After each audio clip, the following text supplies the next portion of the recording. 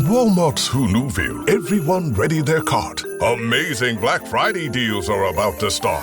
Online and in the app, such great deals to explore. Everything you love from tech, toys, and more. The days to save and the ones to remember. It's only the 25th to the 30th of November. Set your alarms. Don't miss out. These deals are epic, without a doubt. The Who's are all ready, but are you? Walmart Black Friday deals await. Who knew? Good morning, Crust. It's a great day to be a bread brother. Ugh, mornings are not my jam. Or jelly. Oh, come on. Stop loafing around. I just woke up feeling hollow inside. Psst, just grab one of the new Morning Uncrustables sandwiches, like Bright Eyed Berry or Up an Apple, filled with 12 grams of protein and tons of deliciousness. Crust, what are you eating? It's just granola, not even yogurt. No crust, no fuss. Uncrust your mornings. Hi, this is Kanika Chadha Gupta, television journalist, founder, and podcast host of That's Total Mom Sense. Hi, everyone. I'm Claire Goss, the Senior Manager in the Education Department at Bright Horizons, and this is Play Matters with Bright Horizons. On this weekly segment, we're double-clicking on the importance of play and how it's not just a pastime, it's crucial to learning for young children. I'm here to clear up your misconceptions about play and learning. We're going to talk about the benefits of play, the different types of play, how to encourage play even when your child says, I'm bored. So grab a notebook, the Notes app on your phone, or take some mental notes on today's takeaways and share them with your friends. Listen in because play matters. This segment is Play, a foundation for success. There is a misconception around play because it's not just about having fun. There's so much more to it. It's also the first step to help set your child up for success. Isn't that correct? Yeah, I think you just touched on something really important, which is that when you ask a parent what they want for their kids, it's that I want them to be happy and successful and healthy, right? So there are things you can be doing right now as a parent of young children to set them up for success. And one of the big ones is letting them play. Like you said, it's not a nice to have, it's a must have for young children. It's so important that pediatricians have actually started writing prescriptions for play, like at well child checkups. If they can start to tell maybe that a child's not getting enough opportunity for play, they'll write a prescription for it. The United Nations has actually enshrined play as a fundamental human right of every child in the world. That's how important this is. Oh my goodness, that's incredible. And I love that we are prioritizing it. Now, how do we build play into a child's day? Yeah, so at Bright Horizons or any high quality early care and education program, play should be prioritized every single day. It should be celebrated. We really do believe, and we know from the research, that it's the best preparation for the school-aged years and beyond, like later in life. So play just gives children that opportunity to learn about themselves, learn about the world around them. It basically helps them make sense of everything. It helps them make sense of their entire world. So for a lot of parents, when they hear play, they think mess.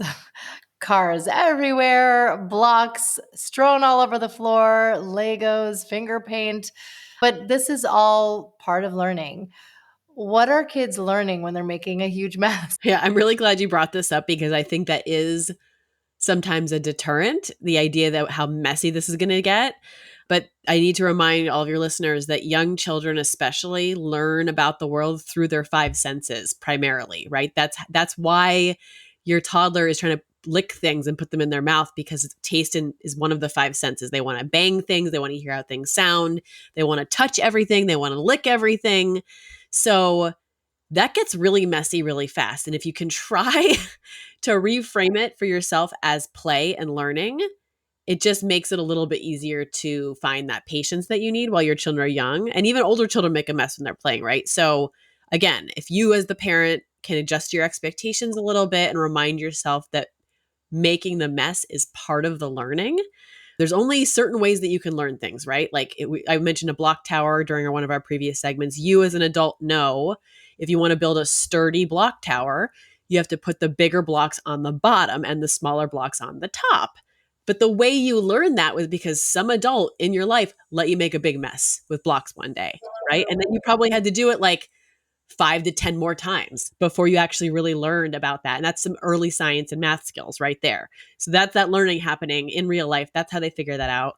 Same thing, like let's talk about finger paints, messy painting, right? It makes a huge mess on the table. But I bet you know as an adult what happens when you mix blue and yellow paint together, right? It turns green. How do you know that? You know that because, again, some adult in your life gave you the time and the materials and most importantly, the opportunity, the actual space in your childhood to get messy with paints. So messy play is so deeply important. There's so much wonderful learning happening. Don't skip it. What should parents look for when considering a childcare center to enroll their kids in? One of the most important questions I would suggest that parents ask is, what is their framework or philosophy that they use for their kids when they're thinking about a day in the life of a kid at your center, right? So you might hear terms when you're touring centers, terms like we're a play-based center, we're a Montessori center. At Bright Horizons, we have our own proprietary framework called discovery-driven learning. And what we've done is we've taken all the work from all the child development researchers and visionaries over the last century and basically taken the best parts of all of them and combined them into one framework. So everything we're doing is science and evidence-based. What we know is that children learn best when they are able to explore their own curiosity. They're allowed to exercise their imaginations, right? And they're allowed to pursue their own inquiries. So that's how we really put this child at the center of our framework with discovery-driven learning, and we really prioritize play. Amazing. Amazing. So now on to our fun little segment, Press Play. What's your takeaway on play being the foundation for success? Yeah, so the great part about play, I've been talking so much about all the wonderful benefits of play, but one of the really cool parts I think is how interdisciplinary it is. So when a child is playing with something, they're not just working on one skill set for school readiness or future readiness, right? So when they are playing with Play-Doh, they're not just working on fine motor skills. They might also be working on language skills because they're talking to you about what they're doing. They might also be working on math skills. They might be working on science. They might be doing some art. If something goes wrong with the Play-Doh and they get frustrated and they need to regulate themselves, that's social emotional learning that's happening. So just reminding yourself that every opportunity for play is basically checking a whole bunch of boxes at once. It's truly interdisciplinary. And you're just watching all the learning come together for your child. So embrace the mess, prioritize play, let your kids be the scientists that they are. Thank you so much, Claire. I know that the parents listening are going to be like, we should just embrace the mess and it's inevitable, but it's how they're learning and finding their way in this world. So that's really, really cool to understand. We're looking forward to our upcoming segment from Play Matters with Bright Horizons called Encouraging Play, Tangible Takeaways for Parents. Thank you for tuning in. We hope you enjoyed this week's Play Matters with Bright Horizons segment. To find a center near you, get access to free parenting resources from experts, and tune in to one of my favorite shows, the Bright Horizons Parenting Podcast, Teach, Play, Love, visit brighthorizons.com.